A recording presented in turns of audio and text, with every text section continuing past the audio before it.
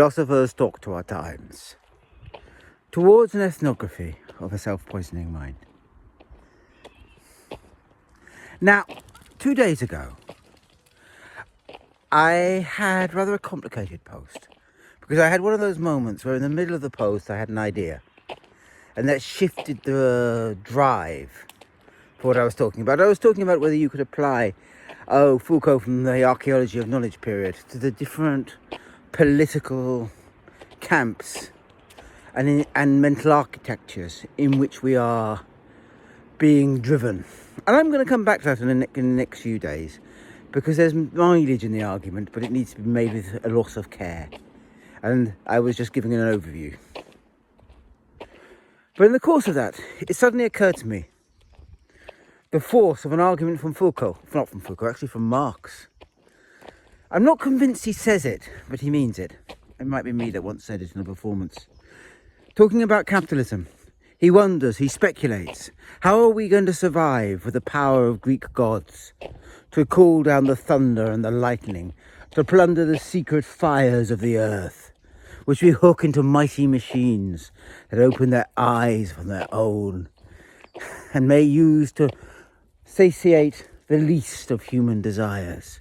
How can we ever contain that power within a mind that will remain Paleolithic, a kinship structure that is Mesolithic, and a property structure that is Bronze Age? And the point, of course, being for Marx is no essentialist. You wouldn't catch him arguing, as I see often on the internet, folk argue, experts or no. You wouldn't catch him with some sort of, our brains just can't cope with it. They can't cope with modern life. They were evolved to live in caves. Well, maybe. Maybe there's a comfort in such essentialism, but it seems to me that brains are immensely flexible and are immensely caught up within the world. What I would say is that brains are not very good. Their brains don't immediately manage the environment we've now created for ourselves. They need time. They need to get the measure of it. And therefore we can't assume that we are going to be able to solve all the problems that we have set ourselves, in spite of Marx's chirpy quoting of Hegel that we always could.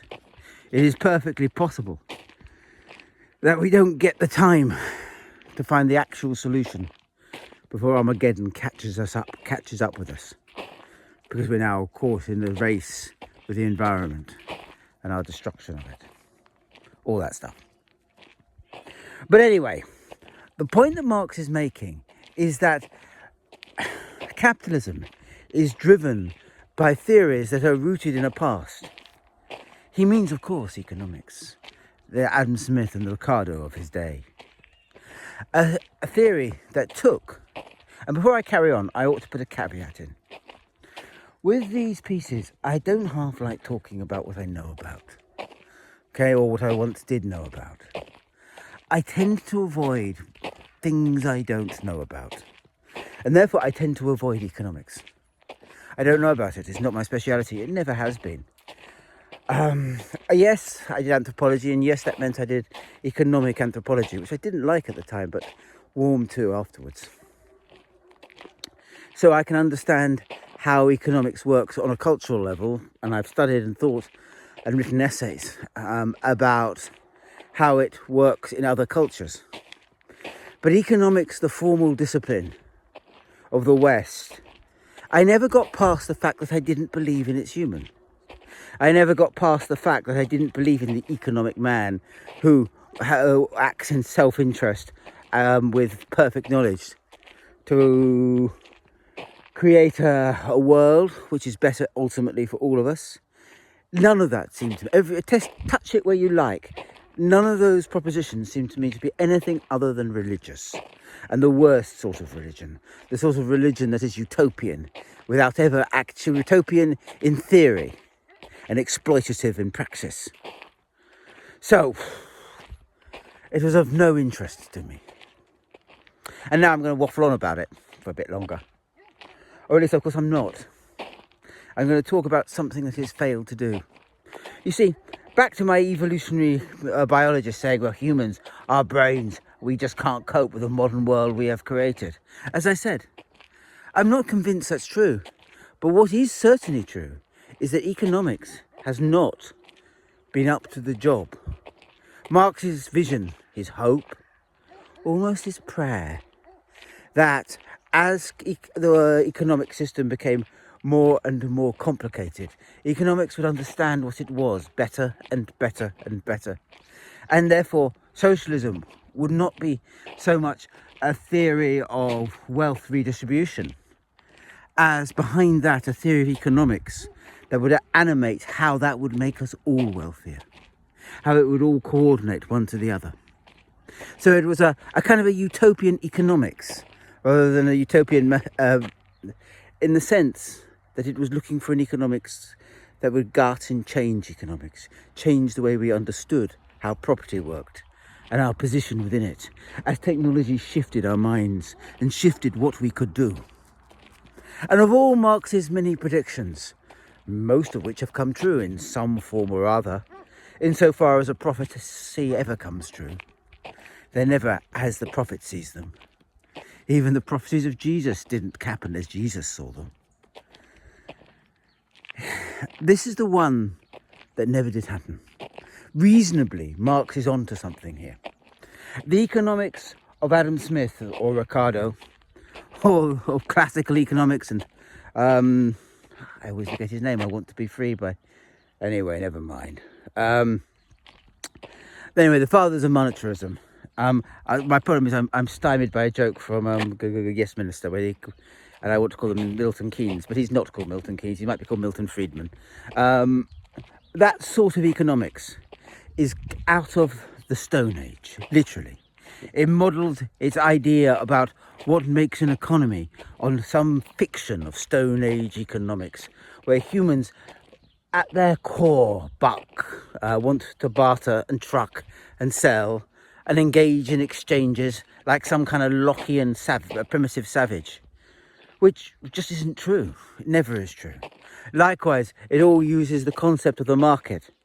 Now, where I live, nestled deep inside the Pyrenees, this particular corner of France never really got all of capitalism. It never votes right wing. It tends to vote communist or extreme, or at least left wing. Actually, where we are, votes communist and always has done. So it never ever quite got capitalism. And the market is something very clear. A market is something that happened on a Saturday. And a market is something where the prices are made up by whether the vendor likes you or not. So you never live in perfect information. Rather, it is all a sequence of social exchanges in which money is transacted, but also friendship, exchange, news. A market is a rich, complicated affair.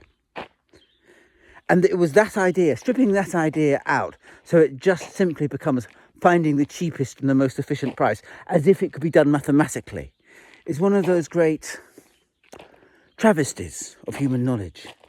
There is nothing about the original, without the concept of the market, without the idea that the market exists. I doubt you would never have got Adam Smith's theory at all. It's all defined by people who knew what a market was, and they go, oh, is that what's happening in the market? And therefore applied it across the board, abstracted it, turned it into an abstract principle. But actually the real market was never like that. But without the concept of the real market, you'd have never have got the economic market going as an idea.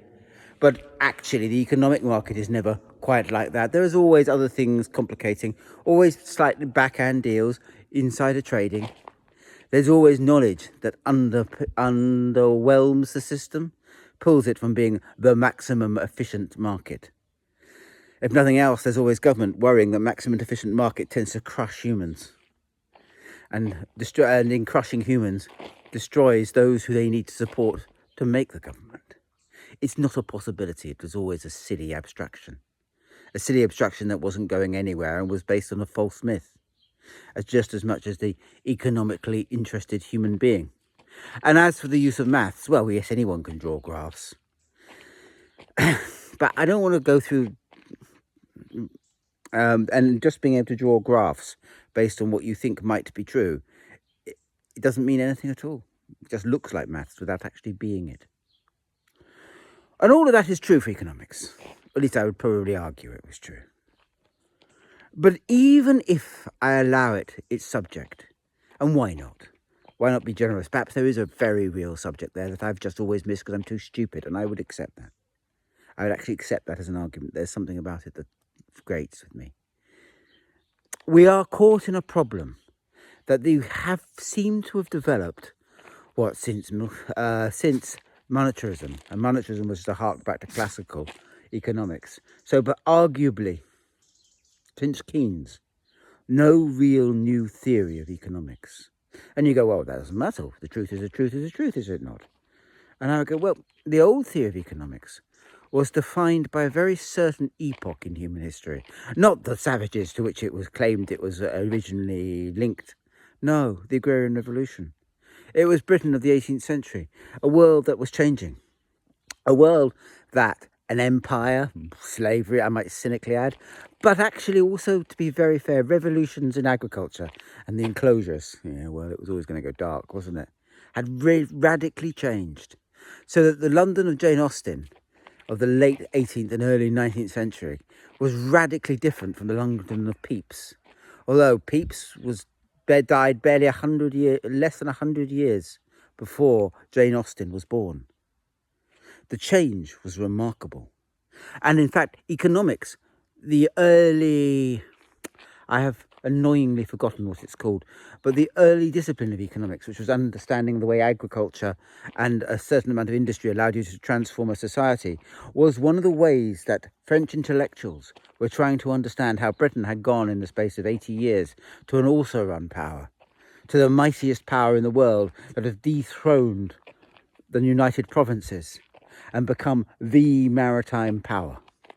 And they were using economics to attempt to understand that. And that was the theories that Adam Smith, they weren't called economics, and I have forgotten their name. And lazily, I didn't look it up because I knew I was going to forget it. And anyway. Those theories then were attempting to understand what had happened in the 18th century. So economics was a theory that was born very firmly of its time. And then it was modified by Ricardo and by the classical economics to understand the economics of the Victorian age, with up to a point. Obviously, you ignored certain things like the effect of imperialism and slavery, but never mind, up to a point you understood your age. And likewise, dear old Maynard Keynes. He got his moment after the Second World War, but he was trying to understand the industrialization of his time period, of just after the First World War, of what capitalism looked like then, and the kind of economic theories that were necessary to manipulate the world in which he lived. Now, all of this is fine and dandy, and I would actually expect a discipline to do this. Anthropology, bless it, has changed, and philosophy has changed more times than I care to mention. It changes regularly. As the world gets more complicated, disciplines need to shift how they understand it. They change their models. They evolve the way they think about what is happening. But, and here I might just be ignorant, I really might be, but there is in my awareness no major paradigm shift in economics.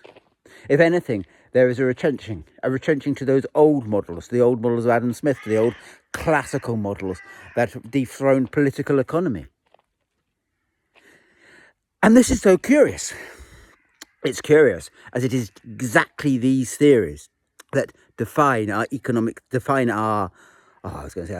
system, but that's almost a tautology, but you get the point. That define the way we understand the value of money. They define the way we understand the value of value.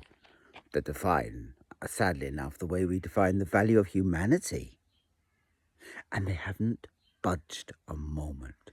Not in 40 years. Not although technology has shifted and changed how we understand what humanity is, what we could actually do. Not in a world which is now multipolar, where endless new politics are emerging. Not in a world then where we could become technologically so able to shift and to change. No new theory of economics has emerged. If I wanted to define a dead discipline, I would define a dead discipline as one that is incapable of the paradigm shifts to look the modern world in the face. And that seems to me to be where we are. And yet, of course, the irony, the savage irony, because economics defines how we think about our society on a very deep level. It means that right at the heart of what we are, there's a failure of a discipline to be up to the job, to be able to understand where we are. So that maybe our brains could rethink what we are. Maybe we're not caught in the Stone Age on the level of our brains, but our economic theory is. And as long as it is, we're caught in a world that will endlessly destroy and bamboozle us, unpick us, drive us mad, as the very complexities we are unleashed are impossible to comprehend by the mirror, the mirror in which we reflect them, and are distorted to illusion, madness, and corruption in the end.